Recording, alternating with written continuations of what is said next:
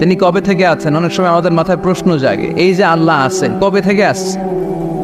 কবে থেকে উনি? শুরুটা কবে? আল্লাহ বলে আমি সূচনাহীন অতীত থেকে আছি।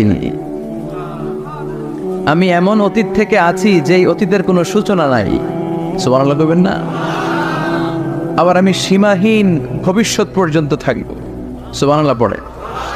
এমন ভবিষ্যৎ যেটা সীমা নাই, এমন অতীত যেটা শুরু হয় নাই, তিনি হচ্ছেন আল্লাহ। চিল্লায় বলেন তিনি কে? এজন্য আমরা বলি রাদিতু বিল্লাহি রাব্বা, রব হিসেবে আল্লাহ তোমারে পেয়ে আমরা খুশি। এজন্য আমাদের ইবাদতের সব জায়গায় এই রবের নামের গুণগান আছে না নাই? আমরা যখন রুকুতে যাই আমরা পড়ি সুবহান রাব্বিয়াল, আবার যখন আমরা সিজদায় যাই আমরা পড়ি সুবহান রাব্বিয়াল আ'লা, রুকুতে গেলে সুবহান রাব্বিয়াল আযীম, আবার যখন সিজদায় যাই